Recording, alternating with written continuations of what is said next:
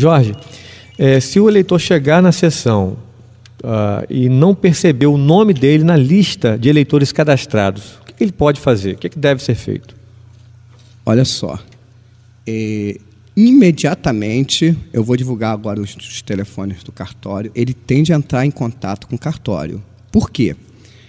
Pode ser que realmente o nome dele não conste porque está em outra sessão. Pode ser que não conste porque ele deixou de votar 3 eleições consecutivas. E pode ser que ele não conste porque ninguém é perfeito.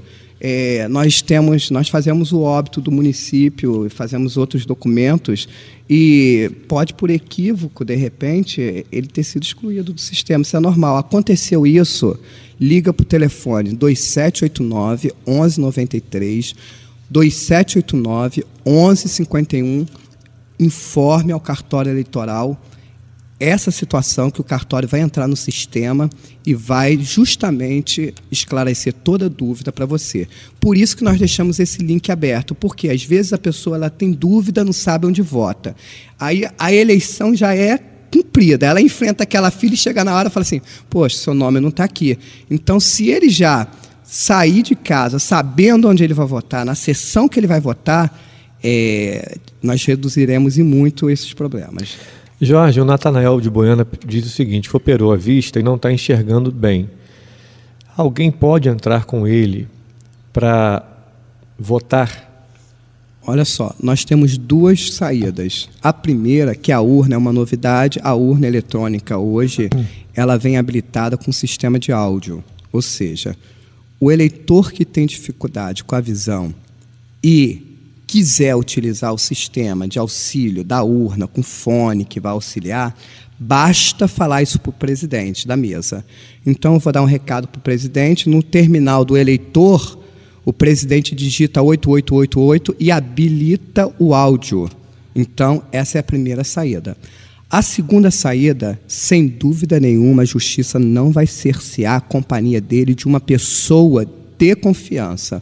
O que nós não vamos permitir é que um fiscal de partido ou uma pessoa que está ali para, infelizmente, fazer boca de urna, entrar com essa pessoa e tentar auxiliá-la, porque ela tem já dificuldade. Então, o que a gente quer é proteger esse eleitor. Obviamente, o presidente da sessão ou mesário vai perguntar ao eleitor com a deficiência visual ou então com um problema de saúde momentâneo, né, se aquela pessoa que está acompanhando ele é da confiança dele. Sem né? dúvida nenhuma, eles estão orientados para isso. Então, sendo da confiança dele, sendo um parente, um amigo que está ali o acompanhando para votar, sem problema algum, vai poder votar. Ouviu, Natanael? Então, leve um parente seu, uma pessoa da sua família, para acompanhar você na hora de votar. Pois não, Jorge, você ia completar alguma coisa? Não. Não, Vinícius. Tem outra pergunta aqui, mas vamos lá, vamos à sua pergunta. Regina, se quiser votar no partidos, a pessoa pode votar somente no partido? Tá, pode votar somente no partido. Eu vou tentar dar um exemplo aqui. É justamente aquele lance quando a gente falou, cuidado com o voto nulo, que o voto nulo pode ir para o partido. Mas vamos fazer uma cisão aqui. Isso só ocorre na eleição proporcional. Ou seja, em que pese também o Senado Federal, o senador, ser lá da representante do Estado e compor uma das casas lá, a eleição para ele é majoritária. Então, a gente exclui o senador, governador e presidente. Se ela quiser votar no partido, se o partido dela tiver... O partido ele sempre tem os 2 números iniciais. Por exemplo, eu estou na eleição, a urna está me mostrando a eleição de deputado estadual. Aí eu não quero votar em nenhum deputado desse partido, mas eu gosto de determinado partido. Eu vou e digito os 2 primeiros números do partido. Posso apertar Enter e já votei. Ou, se não, eu digito os 2 primeiros números do partido e preencho com qualquer outra numeração, que vai dar na mesma coisa. Vai votar no partido, voto de legenda. Esse voto de legenda vai para a somatória do coeficiente eleitoral, né? Sim. O Rodrigo Hipólito diz o seguinte: gostaria de saber como faço para regularizar o título, já que não votei na última eleição para presidente. Então ele está a uma votação sem votar. Posso votar e após a eleição regularizar? Uma boa pergunta, né? Então, já que tocou, vamos ser um pouco mais abrangente. Olha só, quem tiver devendo até 3 eleições, desde que não seja consecutiva, pode e deve exercer o seu voto. No caso do nosso eleitor aí, querido, ele deixou de votar apenas em uma. Ele tem de votar nessa sim. Depois ele pode ir ao cartório eleitoral, retirar a guia de multa ou explicar por que não votou e regularizar a sua situação. Você disse mais cedo que, faltando a três eleições, o eleitor pode ser descadastrado, né? Exatamente. Só que essas eleições elas têm de ser consecutivas. E lembrando que o segundo turno também conta como eleição. Ok. Mais alguma pergunta de ouvinte aí, Paulo Noel? É com relação aos formulários para justificativa, ela quer saber se ela pode pegar, além para ela e para outras pessoas parentes dela. Se uma pessoa só pode pegar vários formulários. Olha, eu acho que o cartório eleitoral está preparado para duplicar. Aí nós temos mais de 70 mil formulários. Pode pegar à vontade, entendeu? Distribuir à vontade.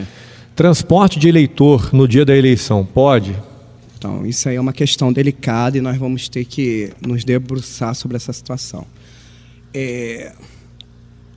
A lei que regulariza o transporte de eleitor é uma lei de número 6.091 de 74. Essa lei tem toda uma rotina, um trâmite a ser seguido, que eu já vou adiantar. Ninguém seguiu. Ou seja, não vão poder alegar o fato de estar fazendo transporte seguindo a orientação dessa lei que eu acabei de dizer, a 6.091 de 74. Porque não cadastraram na Justiça Eleitoral. O prazo era até quando? Tem um prazo lá, realmente a lei é cumprida, eu não vou saber. Mas já esperou? Já acabou. Agora, existe o crime previsto, se não estou enganado, a colega vai confirmar, no artigo 302 do Código Eleitoral. O crime de transporte de eleitor. Agora a gente precisa debruçar o dolo da conduta, ou seja, a intenção da pessoa em transportar. Qual é a intenção? Porque a gente tem de lembrar a particularidade do município, ou seja, nós não temos empresa de ônibus, os transportes alternativos, alguns ainda carecem de regularização. Vai existir fiscalização quanto a isso? Vai existir. Agora, repito, a gente vai procurar o dolo específico, a intenção daquele transporte. A intenção está sendo em transportar o eleitor para fraudar ou para influenciar o eleitor? Aí, sem dúvida nenhuma, a Justiça Eleitoral vai pegar, porque é pena de reclusão, é uma pena, se não estou enganado, de 2 a 4? Por exemplo, se o cabo eleitoral do candidato partir com um carro lá para o interiorzinho do município, falar, vamos lá pegar os eleitores nossos lá, e no caminho já faz aquela boca de urna, enfim, isso daí é o que você chamou de dolo, é a tentativa de ludibriar e desequilibrar, oferecendo transporte, né, e ali pedindo voto naquele momento ali, e isso não pode. Agora, se o eleitor está sendo transportado, é o que você falou, é uma questão de bom senso também, de análise, mas né? aí você tocou pela característica assunto, do município. Sim, né? você tocou, desculpa te interromper, mas você tocou num assunto super importante. A Justiça Eleitoral, a Justiça Eleitoral, ela detém um poder de polícia, entendeu? E o poder de polícia, ele serve para frear imediatamente uma conduta. Eu já conheço bastante município, eu conheço os cabos eleitorais. Infelizmente, se eu ver um cabo eleitoral dentro de um carro transportando eleitor, sem dúvida nenhuma ele vai ser levado, vai ser instaurado inquérito policial. Aí, em tese, está configurado o crime, entendeu? Aí, no final, o juiz vai decidir o que vai fazer. Mas a nossa conduta vai ser parar. E os topiqueiros que já circulam pelo município, se eles resolverem circular pelo município no dia da eleição para fazerem o movimento deles, faturar um dinheirinho e também contribuir para o transporte coletivo no dia, acho que é até bem-vindo, né, Jorge? Muito bem-vindo, desde que ele faça isso de forma isolada. Ele não pode ter um pedido ou um auxílio de um político. Eu sei que é difícil provar, mas olha, acredite, a gente sempre chega lá. Desde que ele faça isso por conta própria. Cobra a passagem, normal, exatamente, né? Ele trabalha normalmente, ele não vai trabalhar para o político. Olha só, vou contratar a sua van porque nesse dia eu quero... Não, isso não. Isso não pode. Isso não. Ele pode até ele mesmo, falar, olha só, como é a localidade e tal, eu estou me oferecendo aqui para os transportes, eu vou cobrar tanto. Aí existe agora, pelo amor de Deus, né, gente, também não vamos abusar do preço também, vamos cobrar um preço razoável, né? Porque são pessoas humildes que precisam exercer o direito do voto. Vamos ter bom senso também na hora de cobrar a passagem no dia da eleição. Vinícius, a colega abriu aqui no artigo que eu citei, realmente é o 302, mas é só para lembrar que ele também fala o fornecimento de comida.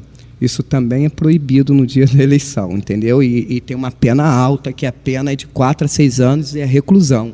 Então, por exemplo, não é menor potencial ofensivo, ou seja, em regra é cadeia mesmo. Pode até ser arbitrada a fiança aí pelo tempo.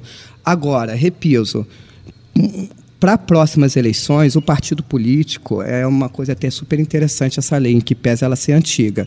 Isso pode existir, transporte pode existir, alimentação em locais rurais pode existir, desde que haja o cadastro, desde que haja todo um processo, um procedimento. Isso não foi feito nessa eleição, quem sabe aí na próxima resolvam fazer. Com relação à distribuição de alimentação, acho que para quem está trabalhando, seja um fiscal, seja a equipe, eu acho que isso daí pode tranquilamente, né? Não, isso aí sem dúvida nenhuma, mas o problema é que às vezes o pessoal gosta de fazer um churrasco no município e doar, entendeu? Isso aí, se estiver acontecendo isso... Não pode, né? Pode. Até quando os candidatos podem fazer propaganda? Voltando àquela questão do dia a dia, já falamos de hoje, quinta-feira, que encerra o horário eleitoral gratuito, no rádio e na TV, mas a campanha segue até sábado, né? Sexta e sábado, o que pode, o que não pode? Vamos lá. Vamos começar de trás para frente, né? Sábado, o candidato ele pode praticar praticamente todos os atos de campanha, menos comício, e deve finalizar 22 horas. Comício encerra quando? Comício na sexta. Aliás, não tivemos nenhum comício aqui na cidade, né? Uma eleição realmente à base de caminhada, passeada. Atípica mesmo, foi diferente de todas as eleições. Observei também, Jorge, a falta de carro de propaganda de som na rua, pouquíssimos carros de som, nenhum comício eu vi. Me parece que essa campanha foi diferente de todas as outras. Foi mais no corpo a corpo, ou talvez nas visitas, algumas caminhadas pela avenida principal, também muitas reuniões domiciliares. Não teve mesmo comício em São Francisco não, né, Jorge? Não teve. Pode ainda existir. É só para... Eu vou falar sobre o que o Paulo Noel falou, mas só para lembrar aqui, uma lei nova de 12.000 alguma coisa, eu não lembro agora, de 2013, ela alterou dizendo que no último dia, se um candidato quiser fazer um comício, ele tem mais 2 horas a mais, ou seja, meia-noite que teria que terminar, teria mais 2 horas. Essa lei não vai ser aplicada porque o nosso excelentíssimo presidente do TSE, ministro Dias Toffoli, entendeu que não se aplicaria.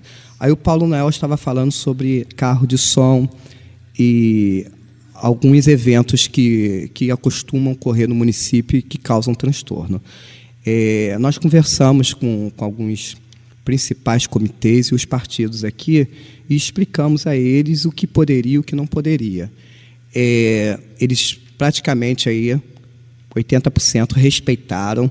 Então, eu acredito, Paulo Noel, que isso se deu porque a Justiça Eleitoral pediu. Por quê?